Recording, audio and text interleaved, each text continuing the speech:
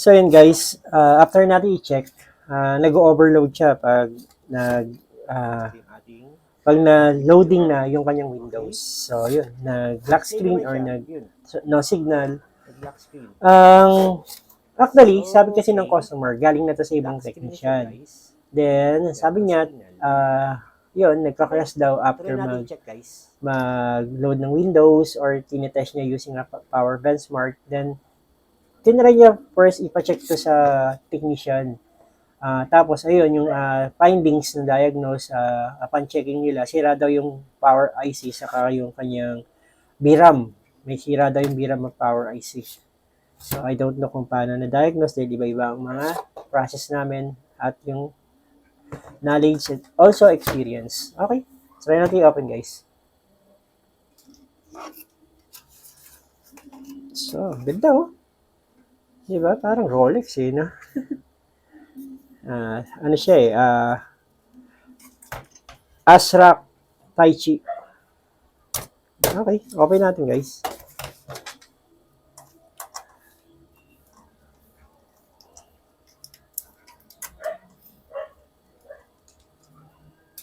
So, na-open na. Yung kanyang warranty shield ay voided na.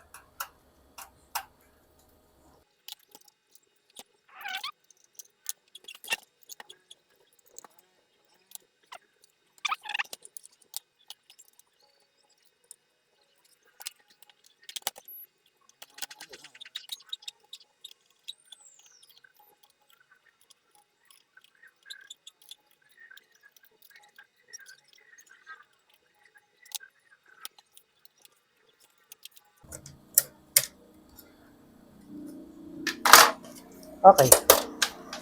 Ito yung VRAM natin. Ito yung ating GPU.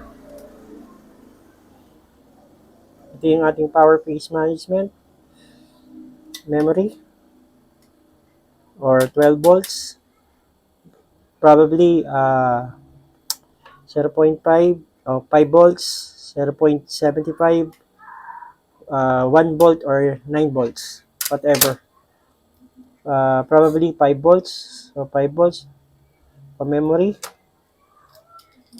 Okay. Guys, try tayo physical checking muna tayo. Okay. Try natin check guys. Physical checking muna tayo. Okay. Nag-residue na yung yung kanya thermal pad. Linisin natin mamaya yan. Ano kayo sinasabi ng customer natin dito na IC na kailangan palitan?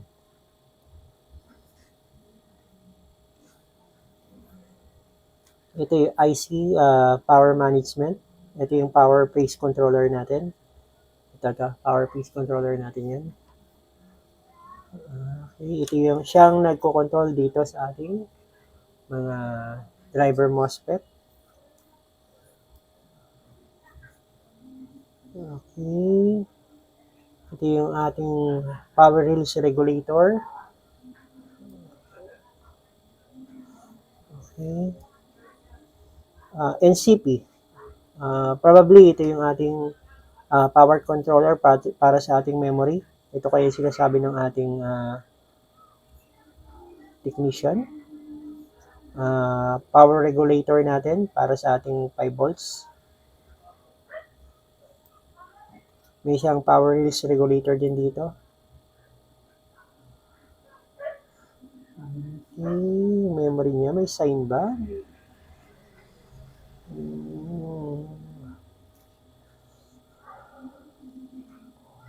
Okay.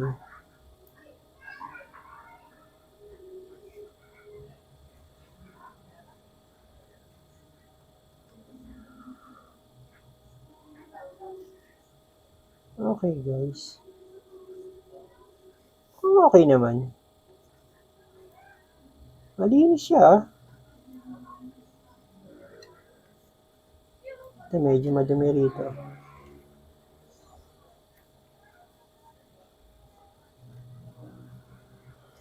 Okay guys. Try natin i-check yung kanyang memory. Test natin yung memory niya. Gawin natin guys, test natin yung memory nito. Assembling ko lang ulit. Mukha namang okay. Wala naman akong nakitang very obvious na component. Okay, try natin i-check yung kanyang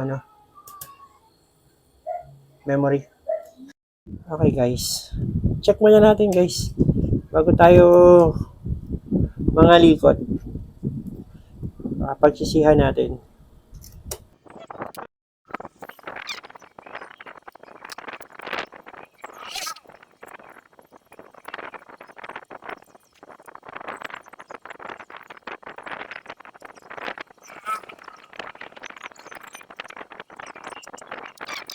After natin check yung kanyang physical checking, mukhang wala naman ako nakitang obvious. Kaya try natin i-check using ating AMD memory test. Okay.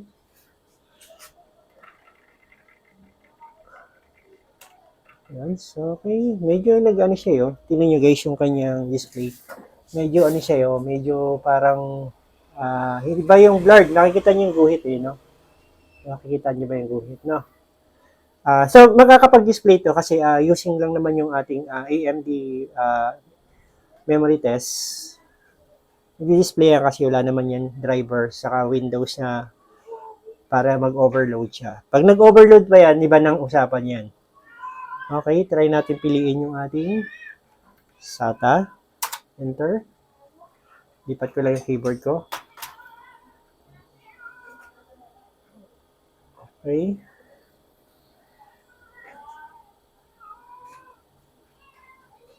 Ipo-post ko lang guys wait lang. Sige. Hintayin natin yan. Okay.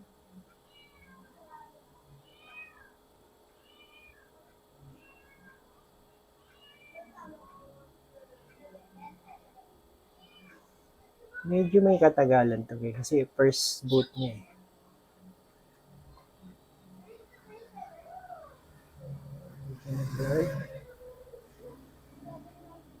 Okay, nangyari sa'yo. Ayan. Blurred na siya. Po-post ko lang. Yun. Okay. Lalagay ko lang sa holder ko. Okay, guys. Okay. Select Q. LS. Then, try natin piliin si RX70 kasi RX 570 naman to. Cover niya na yan. Pataas. Okay, CD. RX 700. 1,000. Okay. Click. Then, try natin test. Memtune. Hindi, ano muna tayo pala? LS. Then, select natin itong Memtune. Hindi, ano na tayo? Try na natin kagad yung test natin AGT. Plus, AGT. Okay, MC. Train. Info. Okay. So, lumabas yung channel niya lahat, guys. So, training success. All channel ay okay naman. Ilang gig ba to? 1, 2, 3, 4, 5, 6, 7, 8, 9, 10, 11, 12, 13, 14, 15, 16. 16 yung na-detect niyang memory bank. So, I don't know kung ilan gig to. Okay, guys. Okay naman. Successful naman siya. Wala siyang lumabas na error o yung sinasabi na not successful or yung something na obvious na nagkaroon siya ng problema sa kanyang test. Okay, then try pa natin yung isang test ko guys, na isang AMD kung talagang may doubt tayo dyan. Okay, popost ko lang. Shutdown na natin. S. Quit. Clear. Ay, exit. Sa dami. Yan, exit. Na natin yan. Okay, popost ko lang guys. Okay. Nagpalit lang ako ng aking reboot. Magbo-boot tayo ngayon doon sa ating USB. Kanina nag-boot tayo dun sa AMD na aking memory test na AMD. Power on. Ano lang to, just to be confirmed na kung talaga bang wala siyang problema. Okay?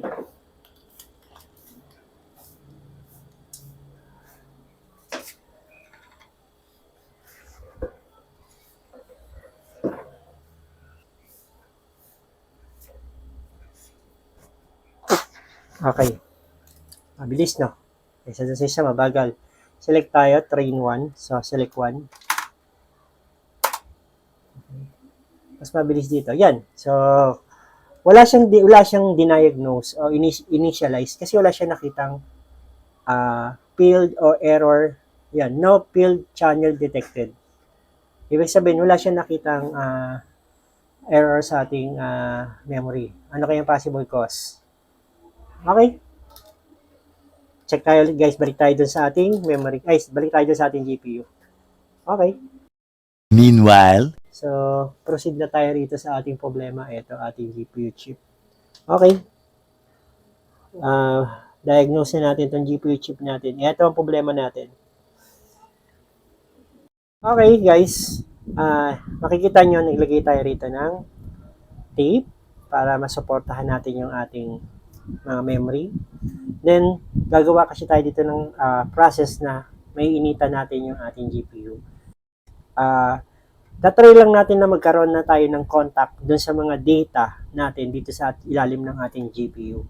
Okay? Probably kasi mayroon dyan mga lead balls na maaaring umangat lang naman. Pero, sure ako, wala naman kasi itong artifacts. Wala tayong nakitang masyadong artifacts dito guys. Kaya, probably ang sira lang nito guys ay yung kanyang data line. Hoping na sana makonect natin yun using itong gagawin natin. Para na rin guys tayo nag-reflow nito eh. Pero mas mild lang naman. Mild na reflow. Yan. Okay. Dinakasan ko yung air natin. Tinodo ko kasi itutulak natin muna yung ating flux papunta sa loob. Okay. Ayan.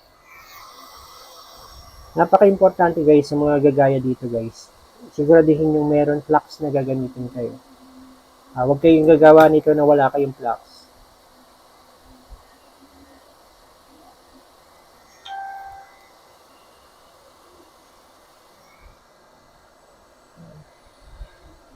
Tinodo ko yung air ko guys kasi para may tulak yung flux pa loob.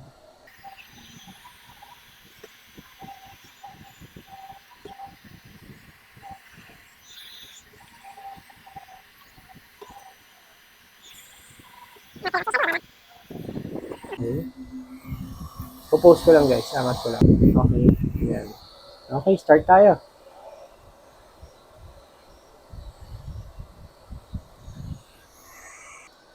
Yan. Nilipat ko lang para makita nyo.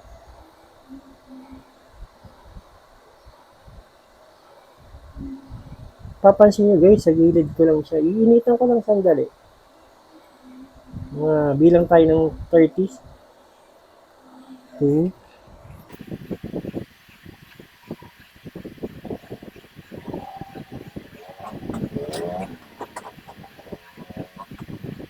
Okay. Then, ipat natin siya guys dito sa kabila. Dito tayo magpo-focus. Yan. Dito tayo magpo-focus guys. Ito ang pinaka-safe na gagawin nyo guys. Pag magre-reflow kayo ha.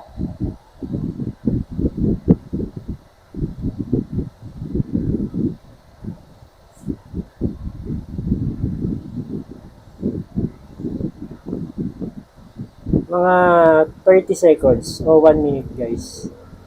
Gusto nyo naman mga 1 minute and a half. Yung almost 2 minutes. Mas safe dito. Mag-reflow kaysa doon sa ibabaw. Kakaiba ako mag-reply guys.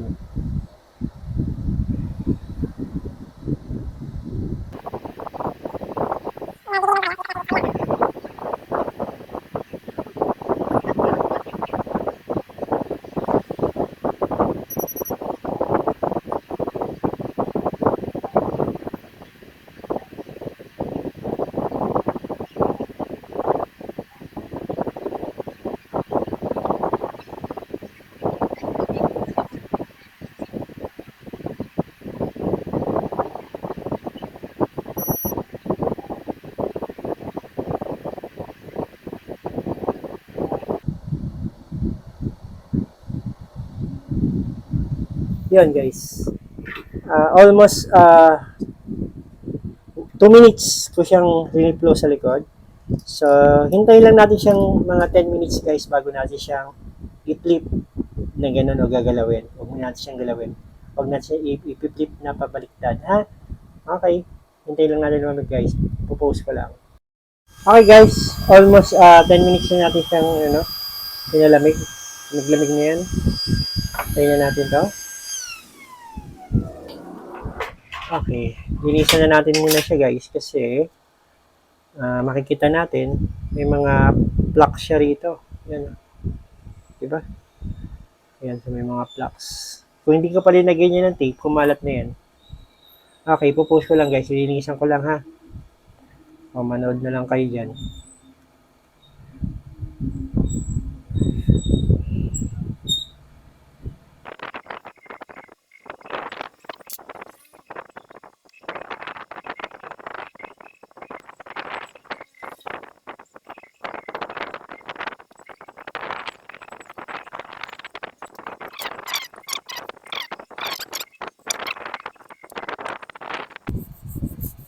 Malakas ang loob ko guys. Ba't ko ito binubuhusan ng lacquer pro?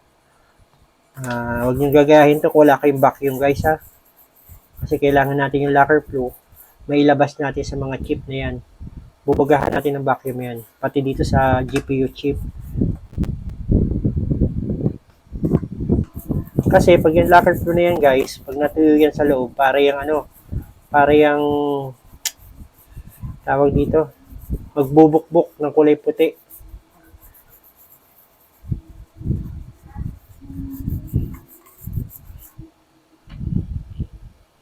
Okay guys, bugahan natin siya ng vacuum.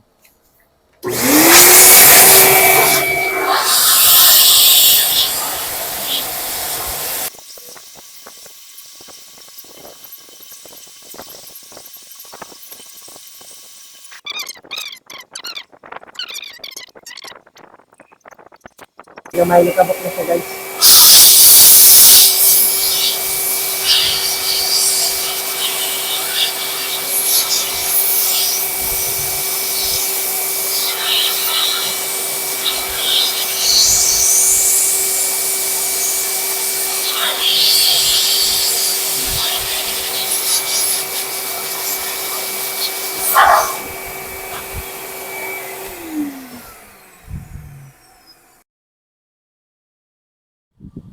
Okay, malinis na siya.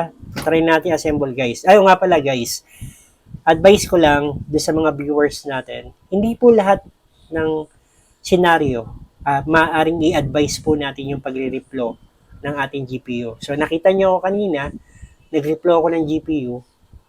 May mga senaryo po kasi na symptoms na maaari kong i-consider based on my experience na maaari pang tumagal itong GPU to. Okay? Hindi lahat kasi maaaring i-reflow mo yung isang GPU, then eventually, babalik sa dati yung sira niya. Ganun kasi yung symptom ng pag-reflow natin. Dito kasi makikita natin, wala tayong makikitang very obvious na artifacts or garbage display sa ating test kanina. So, nag-overload lang siya. Then, may nakita tayo kanina sa second test yata natin, yung first test natin, meron 2 guhit o 3 guhit doon na parang na lumalabas pero mawawala, lumalabas. Iba yung blurred. Nakikita niyo yung guhit no? Nakikita niyo ba yung guhit, no?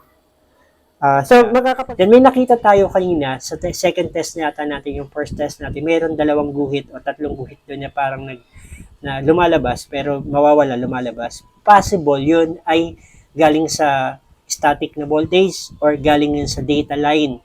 Kaya nag-check na tayo ng voltage, resistance, okay lahat.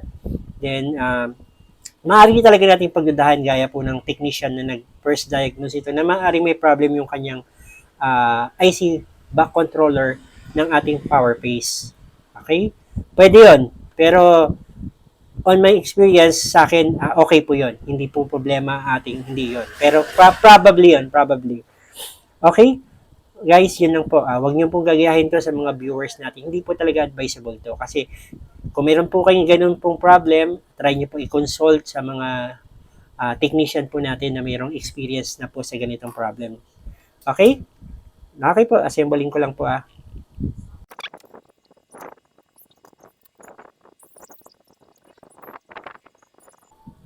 Gamit tayo ng MX6 na thermal paste.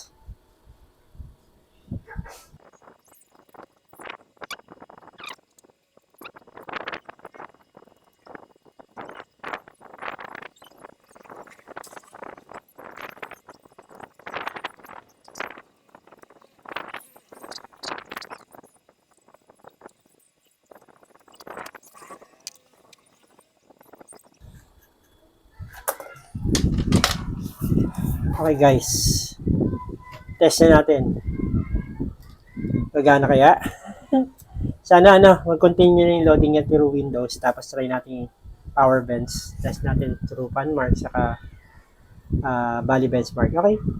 Hoping, sana Okay guys, is the moment of truth. Try natin i-test, huwag natin patagalin yan. Okay? Tatagal kaya guys? Okay. Yan na.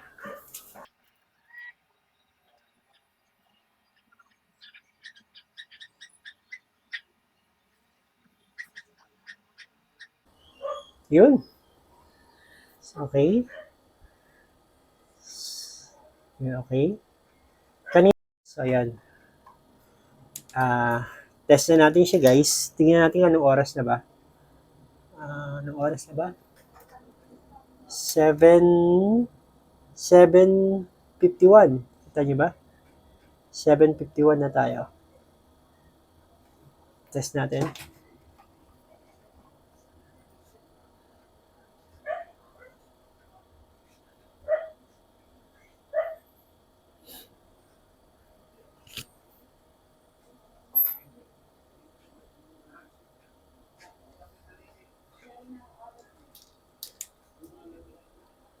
Okay. Magal na siya.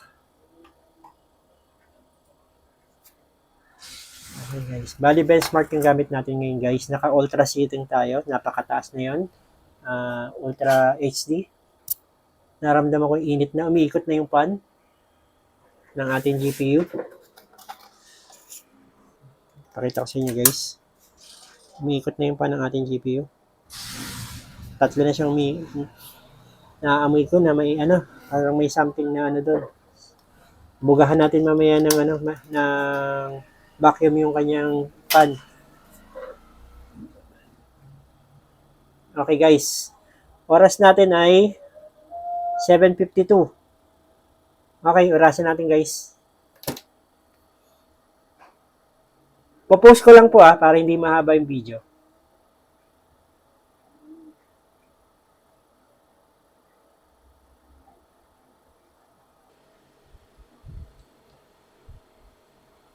Okay guys, hintayin natin lumabas yung result niya.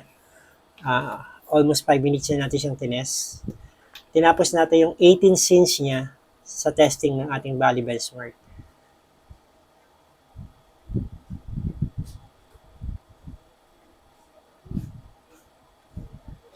Ayun, lumabas na.